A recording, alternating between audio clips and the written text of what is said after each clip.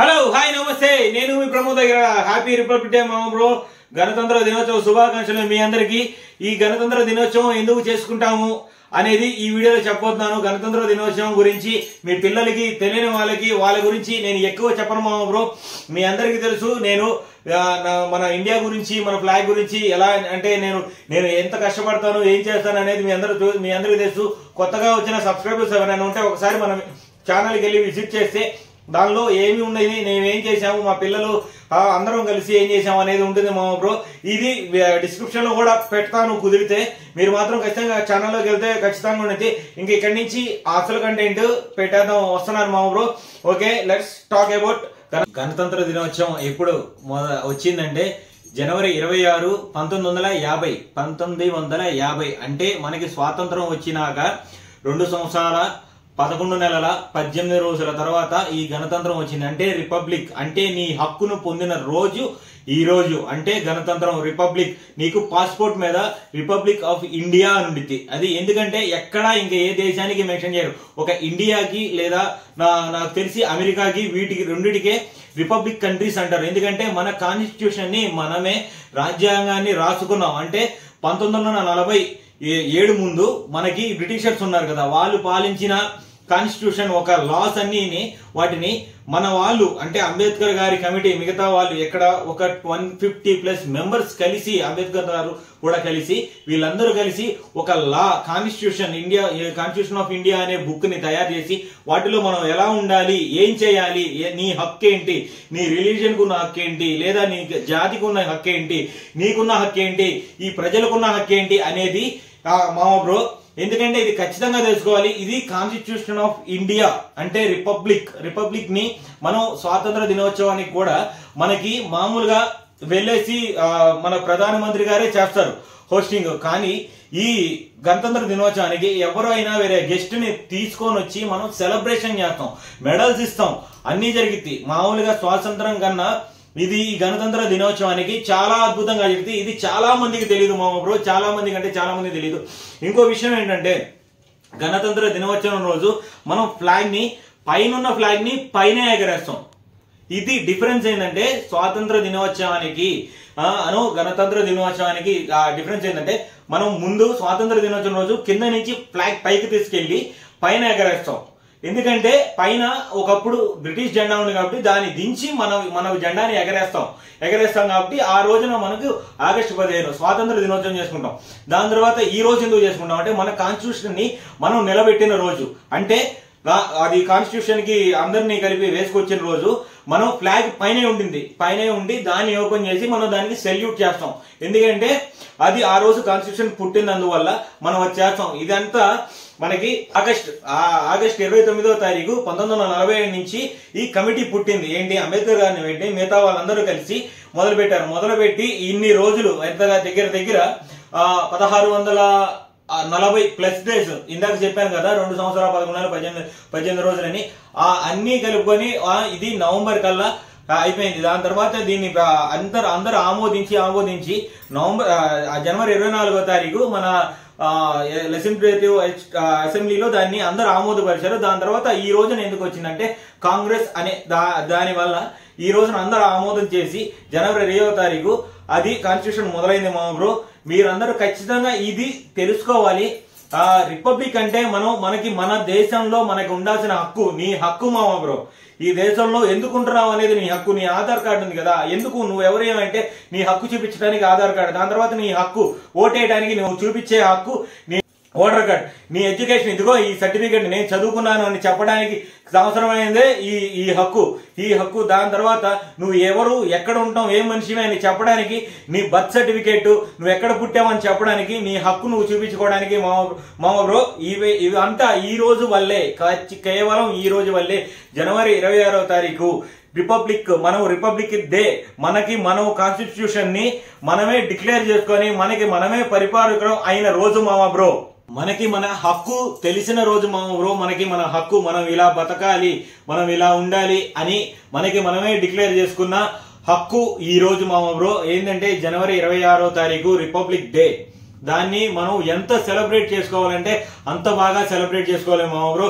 నేను ఎందుకు ఊరికనే చెప్పట్లేదు మామ బ్రో, ఎందుకంటే మనం హక్కులు పొందిన రోజు, అంటే మన దేశంలో మనము బతికి ఉన్నాము, దాని తర్వాత మనం ఇలానే బతకాలి అని మనకి ఒక లాలు చట్టాలు ఇప్పుడు అంటున్నాం కదా, మనం ప్రతి ఒక్క దానికి చట్టాలు రాసుకుంటా వస్తున్నాం కదా, చెప్పుకుంటా వస్తున్నాం కదా, మనకు తెలిసిన ఏవో 1-2 ఉంటాయి కదా, అలాంటి వాటిల్లో అలా కాకుండా ఇవన్నీ ఏంటి అన్ని మన కుల మత జాతి అన్ని ఎక్కడి నుంచి పుట్టాయి, ఎక్కడి నుంచి వచ్చాయి, ఎవరికి ఏ హక్కు ఉంది, ఏ హక్కుకి ఏం చేయొచ్చు అనేది ఈ రోజున మొత్తం కాన్స్టిట్యూషన్ లో నిలబడిందంటే అది కేవలం ఈ రోజు వల్లే మామ బ్రో. మన బ్రిటిష్ పరిపాలకులు వాళ్ళు చేసినప్పుడు వాళ్ళవి చాలా దారుణమైనవి. దాని తర్వాత దానికన్నా ముందు ఏంటంటే మన వాళ్ళు బ్రిటిష్ వాళ్ళు వెళ్ళిపోయినాక రాజులది చేద్దాం అనుకున్నారు, కానీ అది 200 సంవత్సరాలు 300 సంవత్సరాల క్రితంది కాబట్టి అందుకని కాదు, కొత్తది కావాలి అని చెప్పి ఇన్నాళ్ళు కష్టపడి తీసుకొచ్చి దాన్ని చేశారు మామ బ్రో.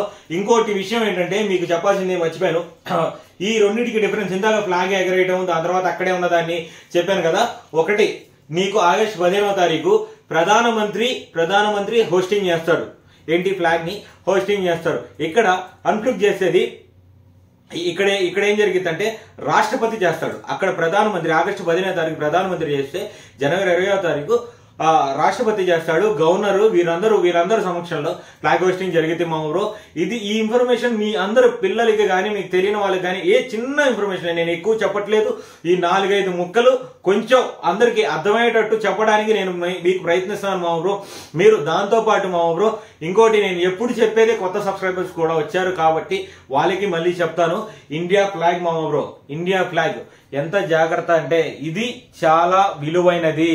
ఎక్కడైనా కానీ ఈ ఫ్లాగ్ మీకు కనిపిస్తే అది ఈ జనవరి 26వ తారీఖు కాదు, లేదా ఆగస్టు 15వ తారీఖే కాదు, ఎప్పుడైనా ఎక్కడైనా ఏ పరిస్థితుల్లోకైనా నువ్వు ఆ ఫ్లాగ్ ని నేల మీద కానీ లేదా పైన కానీ ఎక్కడైనా చినిగిపోతా, ఎక్కడ చూసినా దాన్ని దయచేసి తీసుకొని వచ్చి మీ జోబులో పెట్టుకోండి మామ బ్రో, ఇంటికి తీసుకొచ్చి పెట్టుకోండి. ఎందుకంటే ఈ జెండాని మోయటానికి మన పూర్వీకులు లేదా మన అందరూ మన తాతలు ముత్తాతలు వాళ్ళ దగ్గర నుంచి మీ ఖచ్చితంగా మనం భారతీయులం కాబట్టి, అంటే మన ఇండియన్స్ భారతీయులం కాబట్టి దీనికోసం మనం ఖచ్చితంగా ఉండాలి మామ బ్రో, నిలబడాలి.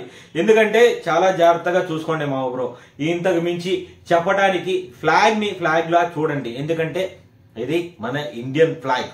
దీనికి we should have to respect this flag.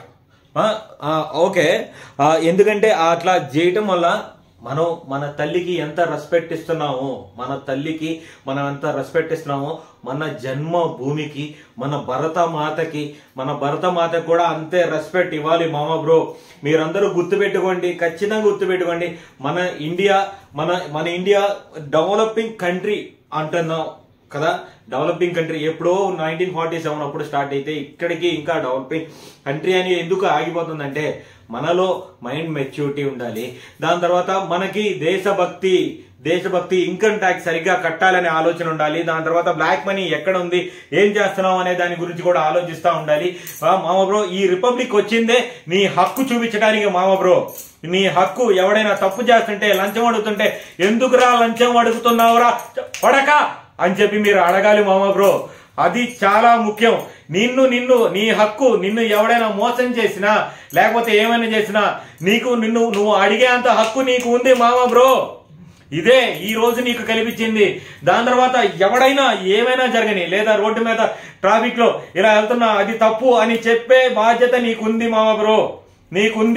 నీకుంది కాబట్టే ఈ రోజున ఈ రాజ్యాంగంలో ప్రతి ఒక్కటి రాసింది మామ బ్రో.